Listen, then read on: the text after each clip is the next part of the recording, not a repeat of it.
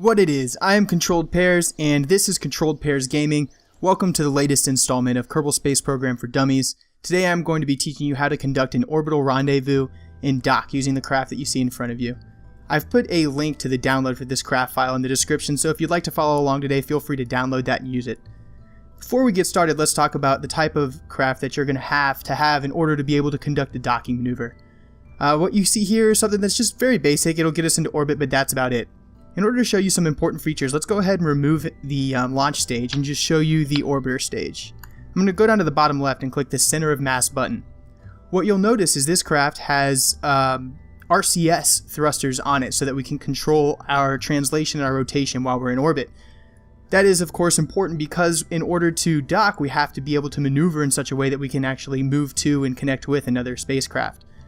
So I've got 8 RCS thrusters on here, located at the top and the bottom of the craft, and if you look carefully they are centered over the center of mass. That is so that whenever we actually move those, whenever we activate those RCS thrusters and translate or rotate, we move the entire craft in a way that it's well balanced and not completely off balance and giving us a hard time.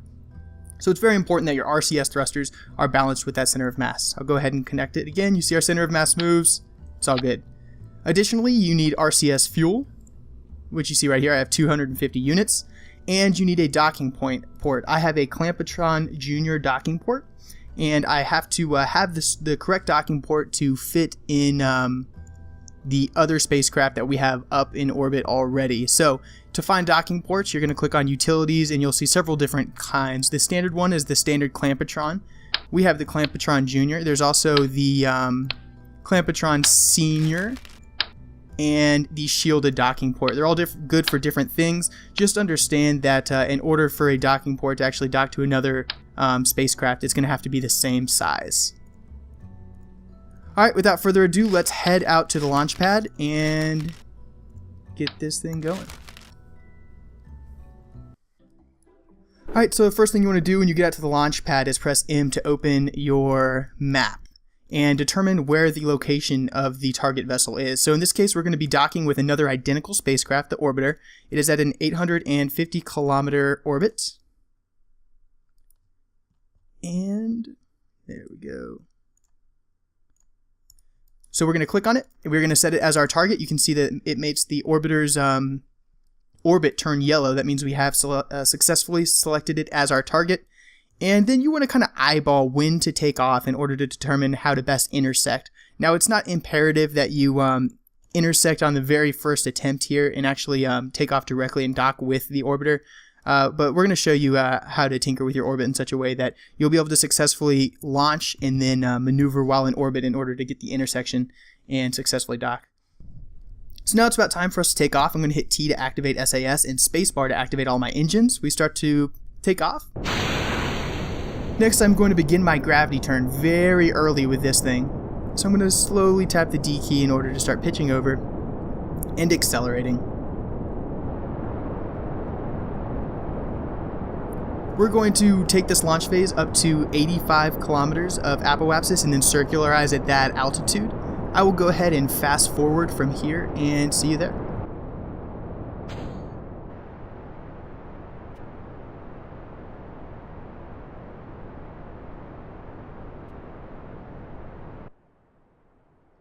So now we've completely finished our launch stage, and we are pushing our apoapsis up to 85 clicks above the surface of Kerbal. We selected 85 because if we go over here to our orbiter, which is currently set as our target, we know that the orbiter is at 85 K above the surface as well. We want to match the altitude initially. So I watch my apoapsis, I continue accelerating. Right now we're crossing over 77K.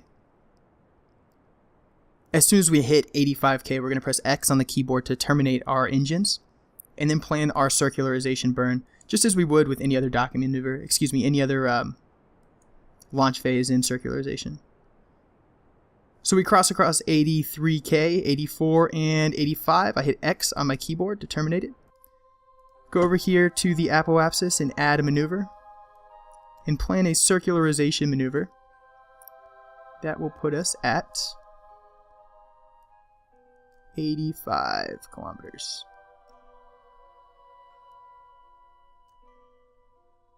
Should be good, right? Ooh, it's touchy. There. Lovely. So now we're going to orient on that maneuver node, the blue mark on your nav ball at the bottom of the screen. We see our node is in T-1 minutes 30 seconds. Our estimated burn time is 22 seconds. That means we will be beginning our burn 11 minutes prior to T and concluding it, 11 seconds prior to T and concluding it 11 seconds afterwards. So I time accelerate.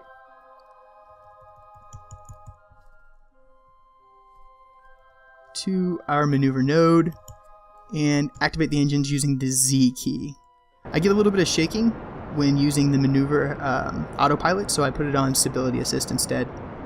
And we start pushing that estimated burn down. 9 seconds remaining, and if we come out here to the map, you see we are pretty easily circularizing.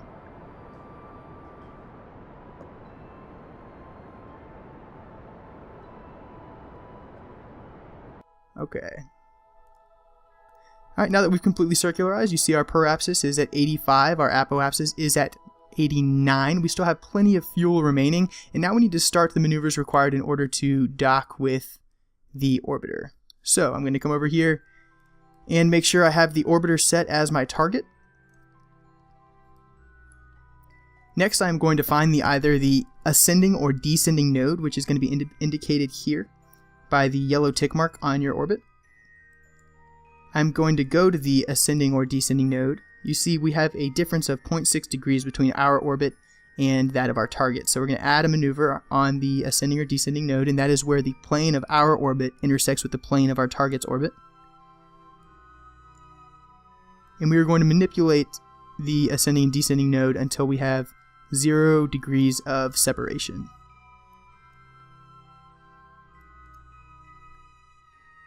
So now we've achieved a 0 degree separation. We have another burn planned. It's approximately a 1 second burn taking place 7 minutes 45 seconds from now. So we time accelerate to that location.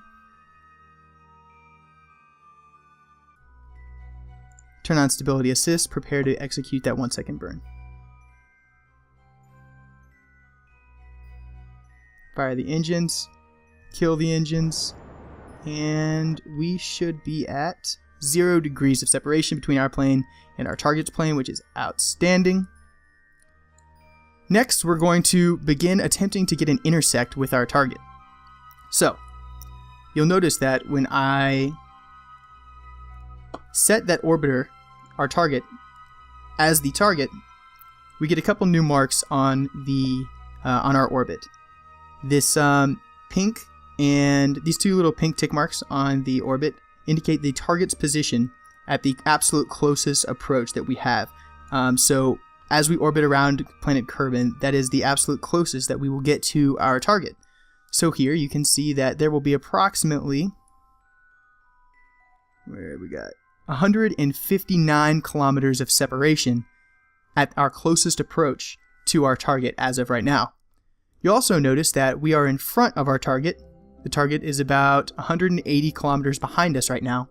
So in order to close the distance, what we're going to do is orient prograde, and we are going to increase the distance that we have to travel around the planet, which essentially increases the total length of our orbit and allows our target to catch up with us, which means that this target position, or excuse me, the intersect over here is going to become closer as we accelerate. Conversely, if we were behind our target, we could do a retrograde burn to decrease the amount of distance that we have to travel around the planet and allow ourselves then to catch up to our target. But in this case, I orient prograde and I give it a little bit of gas, and you'll see that we are slowly but surely getting closer to our target.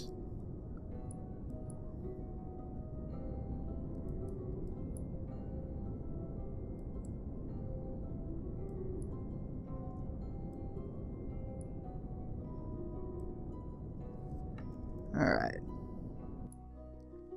So what I've done is I've pushed our orbit out to 97 kilometers above the surface of Kerbal. Our target is still at 85 kilometers. That means we're going to be traveling further around the planet, and we're going to be allowing the other spacecraft to catch up to us.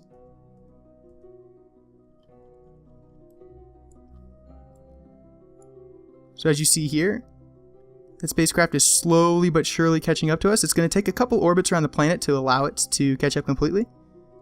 But you get the general idea on how your intersection actually takes place and what you have to do. Now we crossed over our closest approach the first time, and you see it went from almost 100 kilometers apart now down to 30. So I'm going to bring that even closer by pressing shift to give us a little bit of extra gas and bringing this intersection down to, look at that, 3.4 kilometers.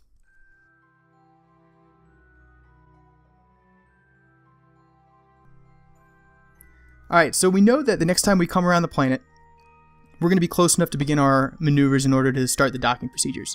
So in preparation for that, we're going to go down here to the nav ball. Right now we are looking at the orbit option. We're going to click that until it says target. Now what you see is your translation, your maneuver with respect to the target. So it says 187.3 meters per second. That is your speed relative to the speed of your target. So once we get to as close as possible in our orbit to our target, we are going to decrease our speed with respect to the target to 0 by conducting a retrograde burn. So if 183 meters per second is as fast as we're going with respect to the target, if we burn retrograde with respect to the target, we are decreasing our speed to 0 and thus floating at the exact same speed as our target, which I will demonstrate as soon as we get around the planet. Remember though to switch your nav ball to the target feature. If you don't do that, you're going to end up going all over the place.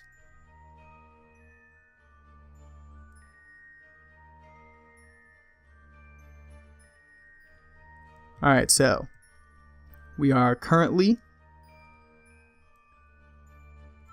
just over 3 kilometers away from our target. I have oriented retrograde with respect to my target. And now we are burning retrograde with respect to the target, decreasing our speed relative to it to 0 meters per second, essentially making it appear as if we are floating at the exact same speed as our target, and enabling us then to approach it at a reasonable rate of speed so that we do not crash into it. Alright, I'm going to go ahead and orbit around to the other side of the planet, and the reason I'm doing that is so that we can actually do our dock during the daytime so you can see what's going on. After all, this wouldn't be a very helpful tutorial if you couldn't see the final result.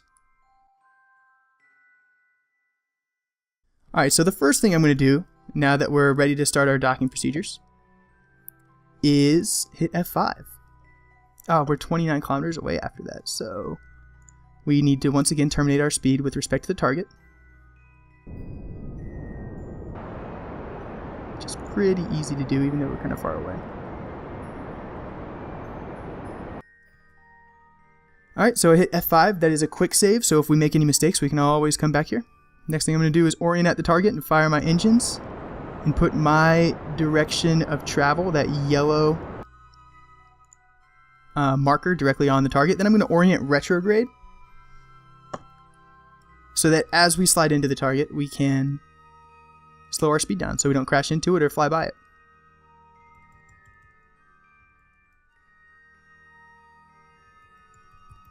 Alright, so we're only 5.7 kilometers out. We're going to start terminating our speed with respect to the target. Whenever you're oriented retrograde with respect to the target, you can push your direction of travel back towards the target by burning, not directly on top of the retrograde marker, but as you just saw I did, I pushed above it and away from it and actually pushed it towards the target. So now we are traveling 64.3 meters per second directly at our target.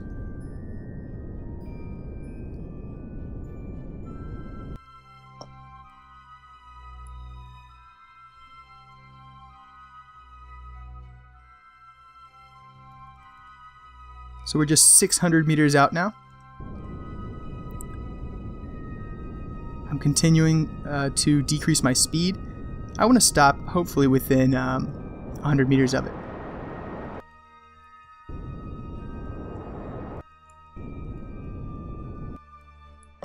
There we go. So we're now 53 meters away from the target, and to I'll show you another trick real quick.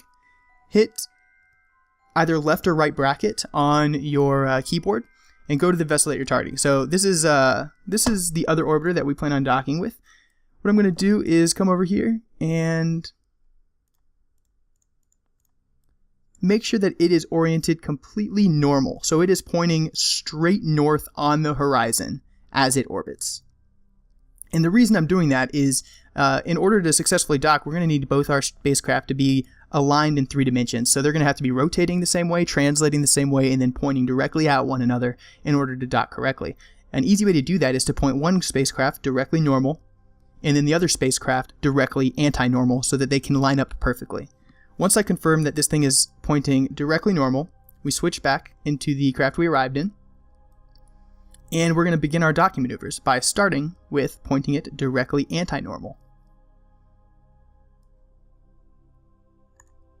Once we've done that, I am going to engage RCS by pressing R, and then I'm going to change the camera view from the orbital view to the chase view, which makes it much easier for us to actually conduct our dock. Alright, so docking is not easy. In order to translate your spacecraft, that means go forward and backwards rather than rotate. You're going to use N and H on your keyboard.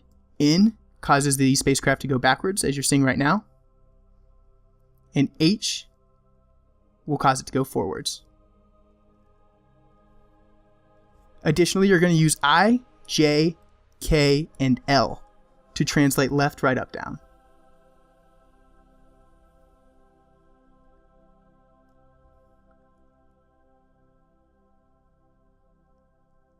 So right now I'm pressing J in order to go over here to the right. Now I'm pressing L to slow down.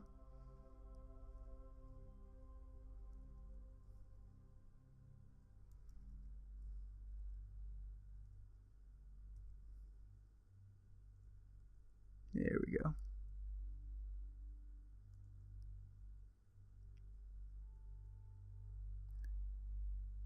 Alright, once we get relatively aligned with our target, we're going to go over to it and target its docking port by right-clicking directly on our target's docking port and then setting it as target.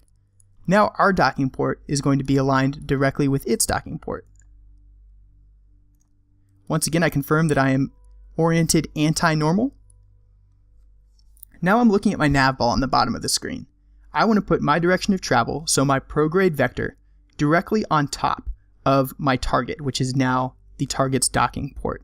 So I want the yellow to be directly on top of the pink, and then I want my chevron to be aligned with both of those. So you need to get all 3 things aligned and then dock at a less than 5 meters per second in order to be successful. So I tap in to begin moving forward at about 1 meter per second. And now I am using my prograde vector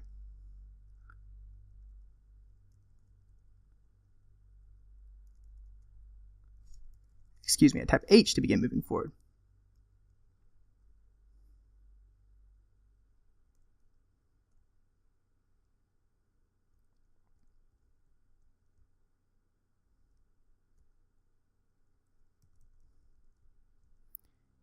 And I want to put that prograde vector in a position where it's going to allow the chevron to slide in over the top. So as soon as I get my chevron aligned with my target, I align all 3. It's going to take constant adjustment all the way in. Right now I'm traveling at 1.2 meters per second. That's a completely reasonable rate of speed for a docking maneuver. So I'm going to continue that, and I'm just going to continue monitoring my prograde vector as well as the chevron's location with respect to the target. And we slowly, I'll move the camera a little bit so we can see. Coming in nice and soft. I'm going to slow down my speed even a little bit more. So we're coming in at 0.7 now. I'm going to slow it down a little bit more. And we are docked. Once you're docked, I'm going to hit T to disengage SAS. And you see that we have successfully docked over Kerbal at 85 kilometers. Docking is something that's incredibly difficult, and it's something that takes a lot of practice. I hope that I did a good enough job explaining it so that you find some success with it. If you have any questions, feel free to post them in the comments below. I'll be happy to answer them. And I hope you enjoyed the video. If you did, show the love by leaving a comment, liking the video, and subscribing to the channel. I'm trying to grow my subscriber base to 50 by the end of the Memorial Day weekend. But thanks for checking out the video, and until next time, this is Controlled Pairs, signing off.